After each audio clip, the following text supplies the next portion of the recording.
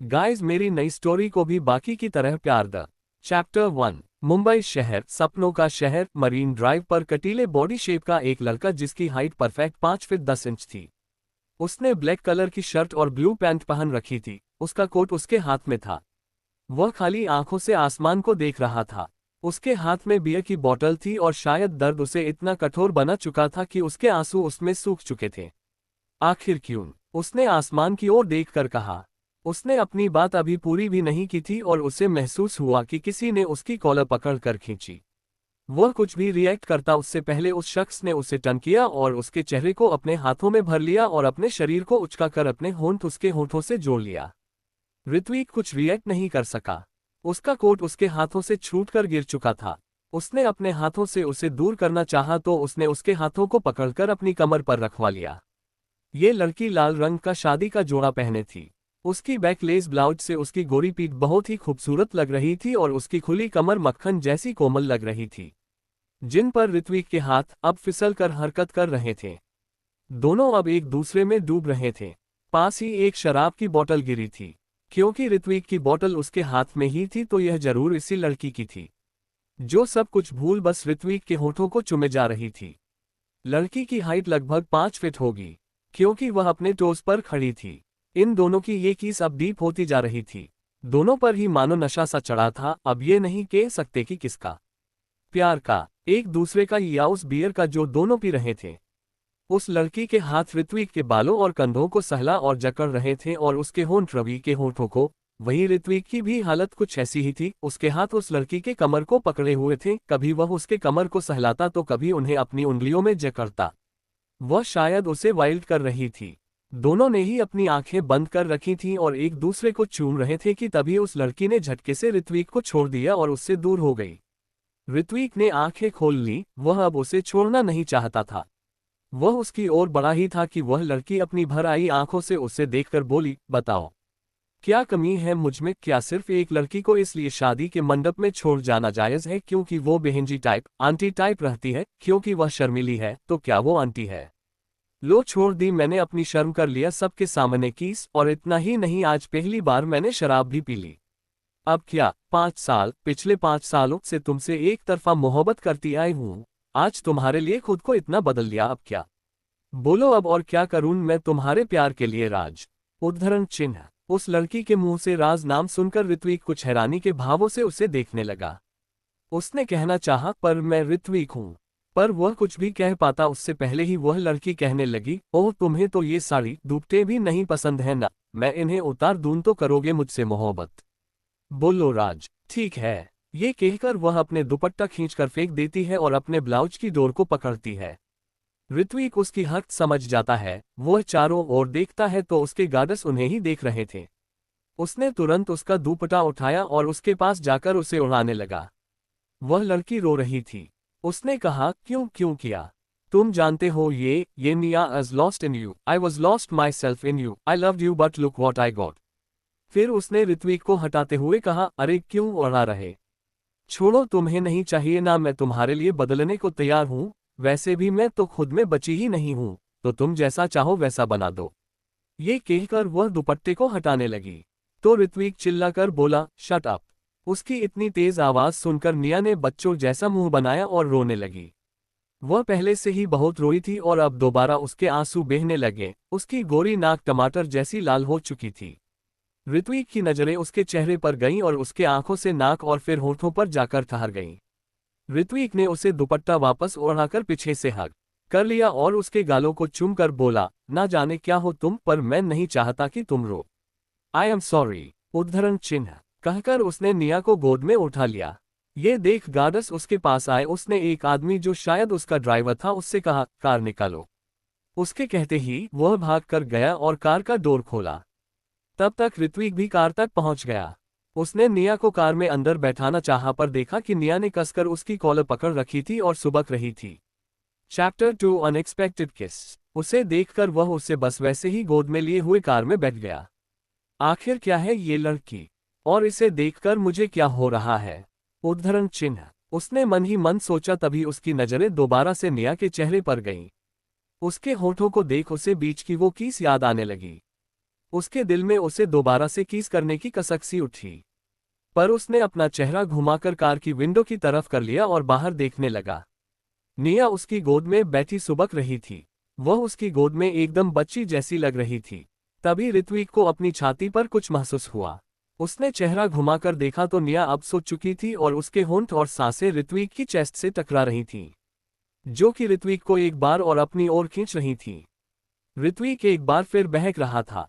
उसने खुद पर कंट्रोल करने के लिए निया के मुंह को अपनी हथेली से बंद कर दिया। लाइक रियली इससे भी कोई फर्क पड़ता। By the way back on story. उसके हाथ रख कर मुंह बंद कर देने पर निया ने उसके हाथ को नींद में ही अपने हाथ से पकड़ा और अपने होठों से उसकी हथेली को चुमकर अपने गालों के पास ले जाकर सुकून से सो रही थी।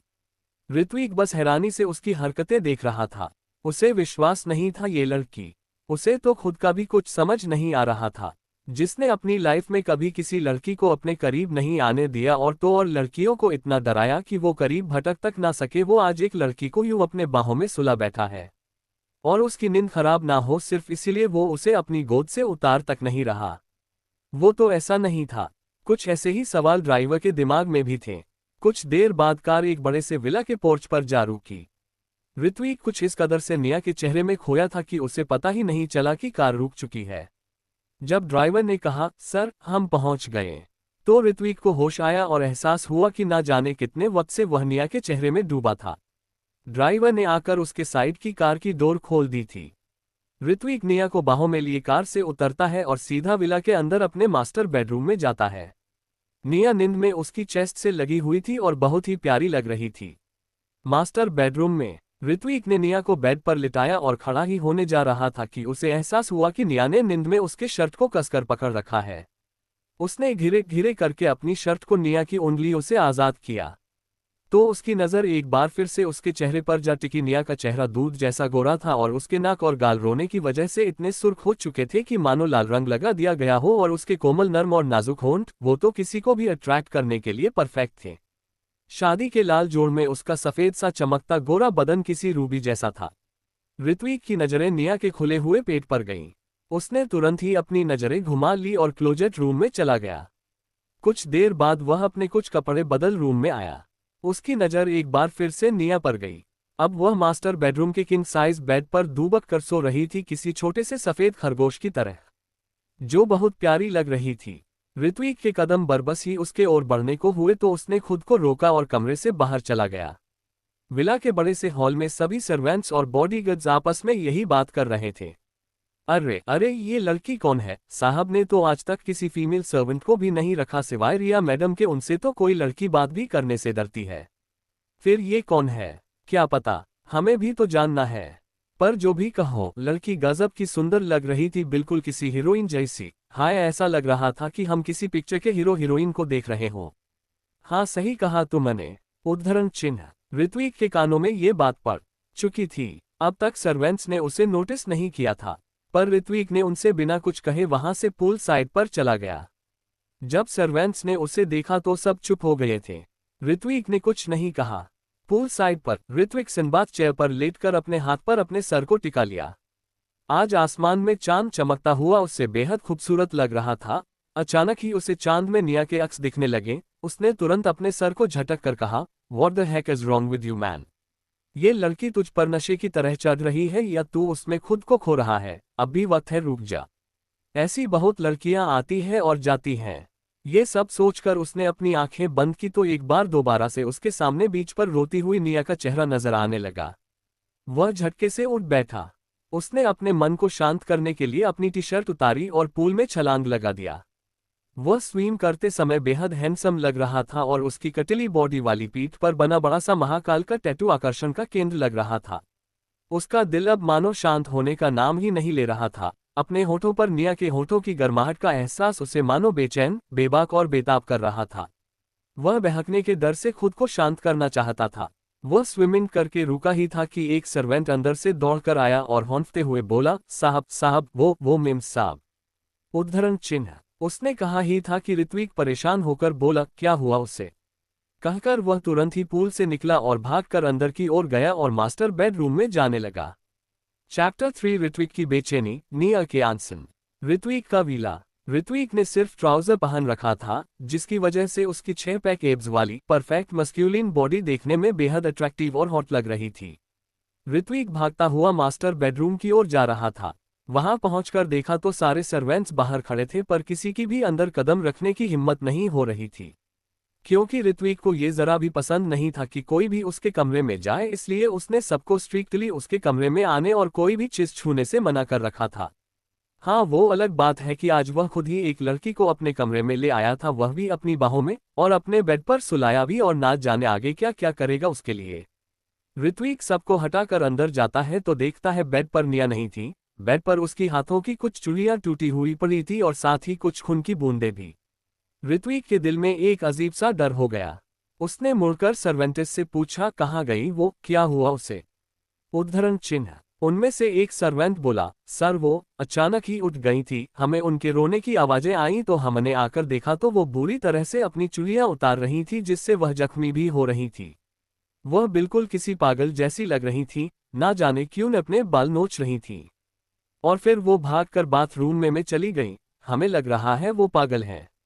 उद्धरण चिन्ह। उसकी बात सुनकर ऋत्विक को गुस्सा आ गया। उसने चिल्लाकर कहा, shut up you bloody fool, get lost and don't ever try to say something about her, I warned you. मैं उसके बारे में कुछ भी नहीं सुनूंगा। तुम में से किसी के भी मुंह पर उसके बारे में कोई भी गलत बात नहीं आनी चाहिए। Understand you all, now get lost. उद्धरण चिन्ह। उसकी तेज दहाड़ सुनकर सारे सर्वेंट्स वहां से अगले ही पल 9 to 11 हो गए। ऋत्विक बाथरूम में गया। उसने बिना किसी भी चीज की परवाह किए दरवाजा खोल दिया। निया अंदर शॉवर के नीचे घुटने सिकुड़कर बैठी रो रही थी। साथ ही वह ठंड से कांप भी रही थी। उसके लहंगे का दुपट्टा अस्तव्यस्त था। ऋत्विक उसके पास गया। उसके पास जाकर बैठकर उसके हाथ को पकड़कर उसकी कलाई देखने लगा। चूड़ियों के कुछ टुकड़े अब भी निया की कलाई में चुभे हुए थे, जिससे खून रिस रहा था और पानी की वजह से बह रहा था। ऋत्विक ने उसके हाथ को पकड़कर उन चूड़ियों के टुकड़े को निकाला। आह! निया दर्द से कराही तो ऋत्विक ने उसकी ओर देखा। उसने उसे बाजुओं से पकड़कर उठाया। निया खड़ी हुई, फिर भी वह रोती जा रही थी। ऋत्विक ने शॉवर बंद किया और निया को गोद में उठा लिया। ऋत्विक के गोद में उठाने पर भी निया ने उसे कुछ नहीं कहा। वह उसकी छाती में अपना सर छुपाकर फूट फूट कर रोने लगी। ऋत्विक को उसका हर आंसू बेचैन कर रहा था। वह बाथरूम से बाहर आया और बेड के पास जाकर उसे लेटाया। निया अपनी साड़ी में जड़ी मोतियों को जबरदस्ती नोच रही थी। उसे ऐसा करते हुए ऋत्विक ने देखा तो उसने उसका हाथ पकड़ लिए। निया ने अपना सर झुका लिया। ऋत्विक ने उसके हाथ को छोड़ा और वापस जाने लगा। निया ने करवट बदल ली। उसकी नजर बेड के पास लैंप टेबल पर रखे फ्रूट बाउल में रखे चाकू पर गई। निया तुरंत उठी और उसे उठा लिया। वह उसे हाथ में लेकर देखने लगी और फिर अपनी कलाई पर रखकर कसकर अपनी आंखें भींची। तभी ऋत्विक की नजर उस पर गई। वह तुरंत उसकी ओर बढ़ा और उससे चाकू छीन लिया। ऋत्विक के ऐसा करते ही निया ने कसकर उसे के हाथ को पकड़ा और उसके सीने में सर छुपाकर रोने लगी। निया के ऐसा करने पर ऋत्विक के भी हाथों ने उसे अपनी बाहों में जकड़ लिया। निया ने रोते हुए कहा, kill me, I am a bloody ugly burden, no one loves me, please please kill me. उद्धरण चिन्ह। उसकी बात सुनकर ऋत्विक के हाथों ने उसे और कसकर जकड़ लिया और उसका एक हाथ जो निया के सर पर था उसने उसे अपने छाती में धंसा लिया। ऐसा लग रहा था कि निया के आंसू अब ऋत्विक के आंखों से निकल पड़ेंगे। तभी निया उसकी हाथ को पकड़कर घुटनों के बल बेड पर खड़ी हुई और उसने ऋत्विक के होठों पर अपने होंठ रख दिए।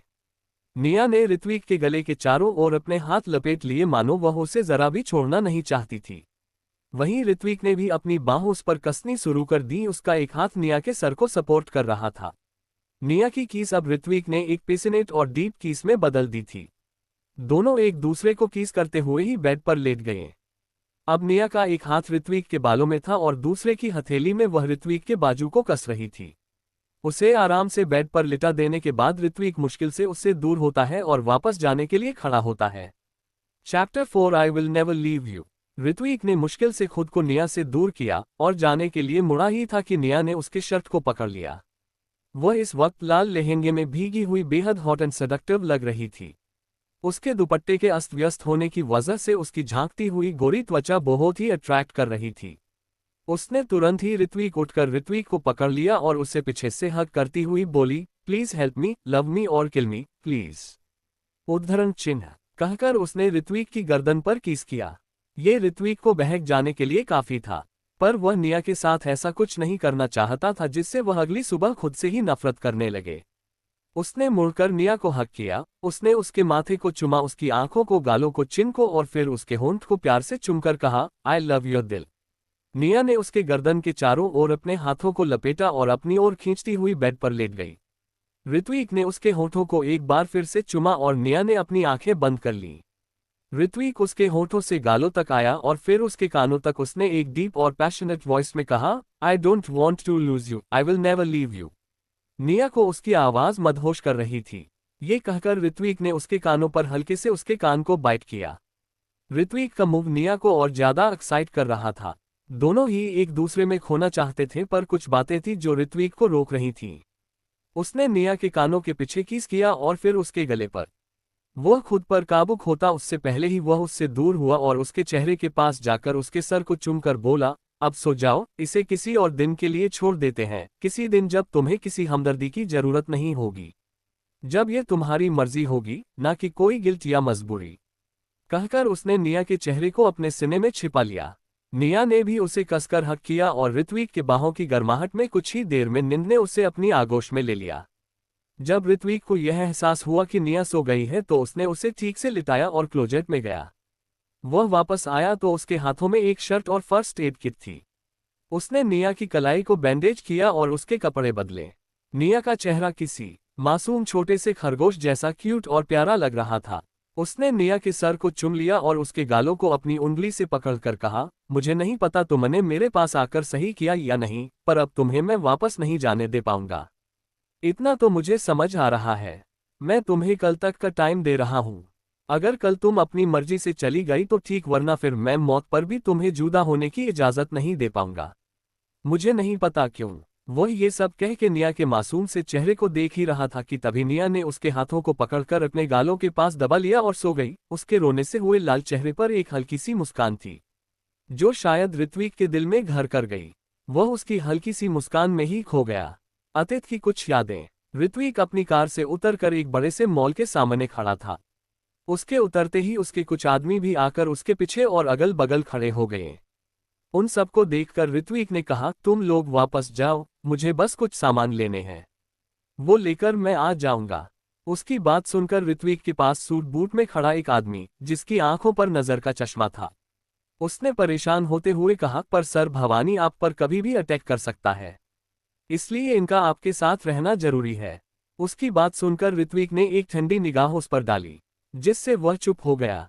ऋत्विक बिना कुछ बोले अंदर चला गया। उसके जाने के बाद वह आदमी भी जाने लगे तो वही आदमी उन्हें रोककर बोला, रुको सर, अभी आ जाएंगे, तुम लोगों को जाने की जरूरत नहीं। उद्धरण चिन्ह। उसकी बात सुनकर कोई भी मॉल के अंदर नहीं गया। मॉल के अंदर ऋत्विक मेंस सेक्शन से कुछ कपड़े लेकर कैश काउंटर की ओर जा रहा था। लेडीज सेक्शन में एक लड़की को उसकी फ्रेंड कब से एक शॉर्ट ड्रेस ट्राई करने को कह रही थी, पर वह लड़की थोड़ी ओल्ड फैशन थी, जो कि उसमें बहुत अनकंफर्ट फील करती, इसलिए वह उसे मना कर रही थी।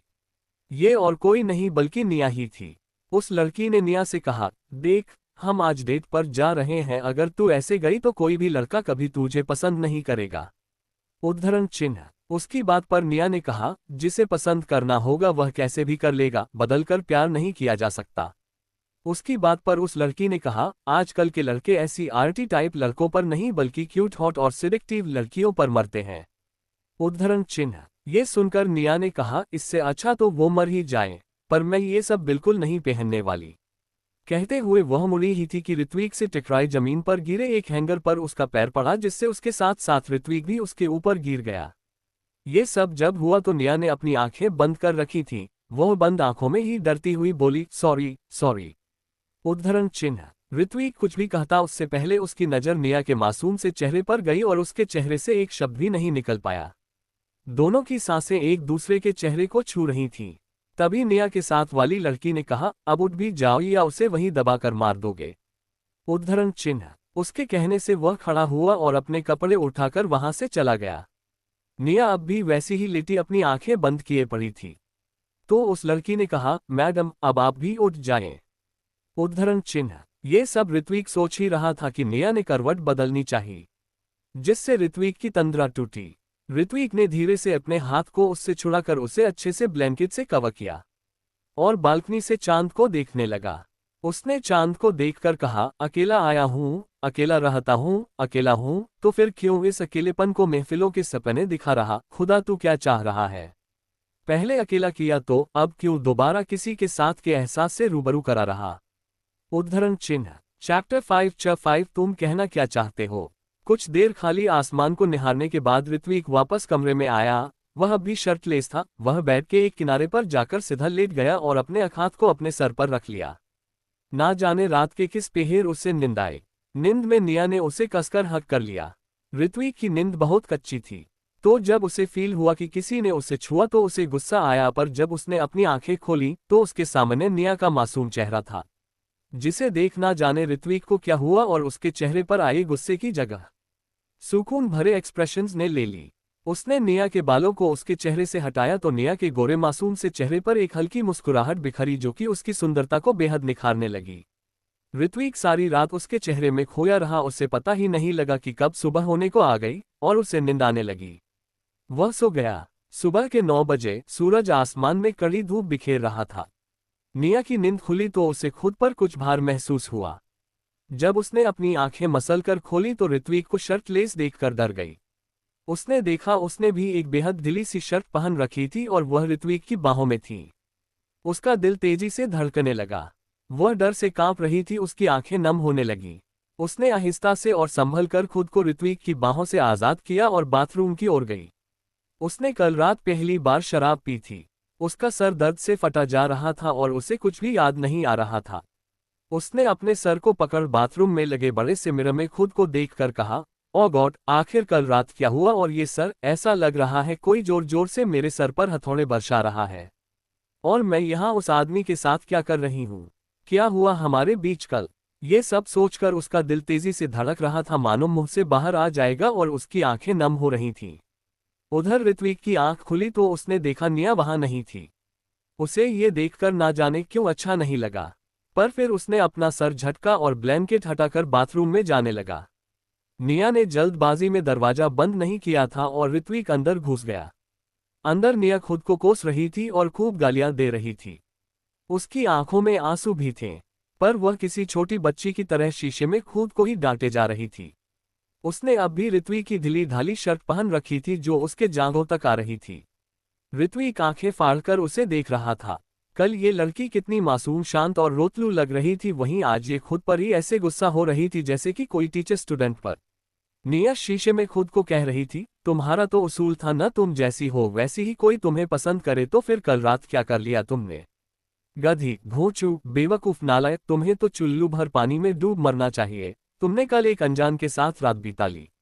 ये कहते हुए उसकी आंखें नम होने लगी। वह आगे बोली, तुम ऐसा कैसे कर सकती हो? अब तुम सबको क्या मुंह दिखाओगी? ये कहते हुए उसने हैंड शॉवर को पकड़ लिया और खुद के सर पर मारने ही जा रही थी। ऋत्विक ने पीछे से उसका हाथ पकड़ लिया।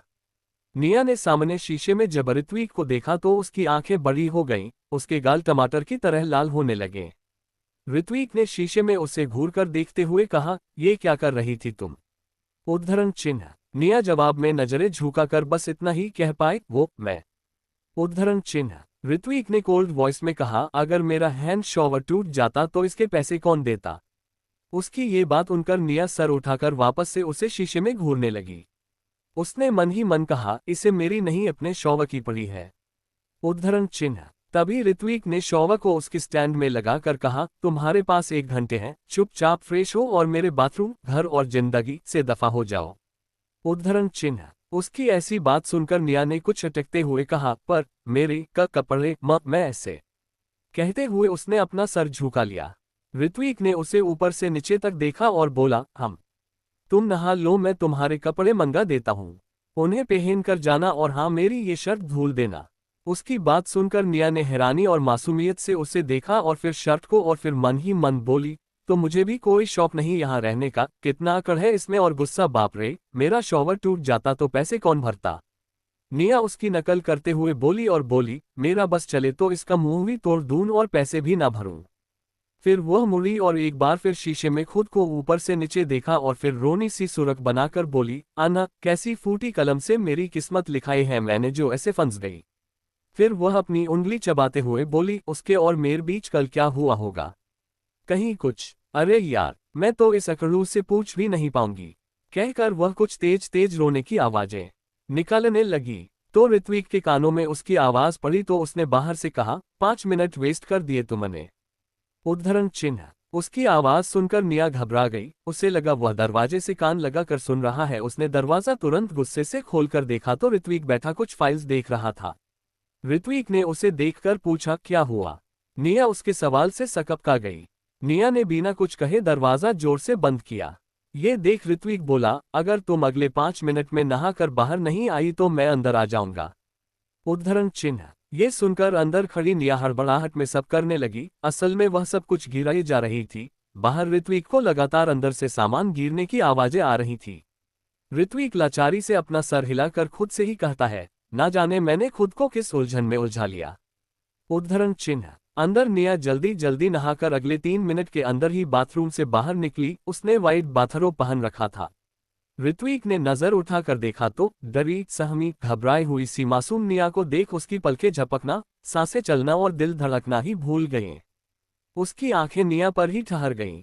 फिर उसने अपना सर झटका और वापस से अपने फाइल्स को देखने की कोशिश करने लगा, पर उसके दिमाग में तो मानो निया की तस्वीर ही बस गई थी। वह खुद के काम पर कॉन्सेंट्रेट ही खो चुका था। उसने अपनी आंखें लाचारी से बंद कर ली और अपना सर सोफे से टिका लिया। उसे ऐसे देख निया मन ही मन बोली, अब इसे क्या हुआ? क्या इसका भी सर दुख रहा है? मुझे इसके पास जाना चाहिए या नहीं? कितना अकड़ू है, कहीं डांट दिया तो, पर देखना तो चाहिए ही, क्या करूं? ये सब कहते हुए वह ऋत्विक के करीब पहुंच गई। वह हिचकिचाती हुई अपना हाथ ऋत्विक के सर पर रखने ही वाली थी कि लगभग 1 इंच की दूरी पर ऋत्विक ने उसके हाथ को पकड़ लिया। निया उसकी इस हरकत से एकदम शॉक हो गई। वह हकलाती हुई कहने की कोशिश करने लगी, माँ मैं तो। उद्धरण चिन्ह। निया इतना कह पाती है तभी ऋत्विक उसके हाथ को, जिसे उसने पकड़ रखा था, उसे खींचता है। ऋत्विक के लिए इस अचानक एक्शन से निया सीधा जाकर उसके ऊपर गिरती है। उसका एक हाथ ऋत्विक के कंधे पर था और दूसरे को ऋत्विक ने पकड़ रखा था। निया ने डर से आंखें भींची हुई थी। उसने आंखें खोली तो उसके सामने ऋत्विक का हैंडसम डार्क और बेदाग चेहरा था। ऋत्विक ने अभी अपनी आंखें नहीं खोली थी, जिस वजह से निया उसे आराम से आंखें फाड़े देख रही थी।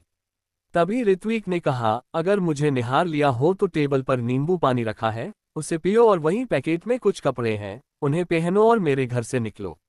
उसकी बात सुनकर निया के चेहरे पर हैरानी के भाव आ गए।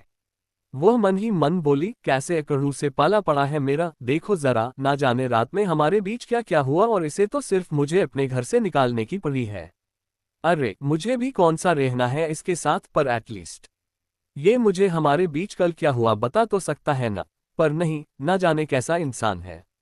उद्धरण चिन्ह। वह ये सब सोच ही रही थी कि ऋत्विक बोला, मैं जैसा भी हूं, पर कम से कम शराब पीकर लोगों को किस तो नहीं करता।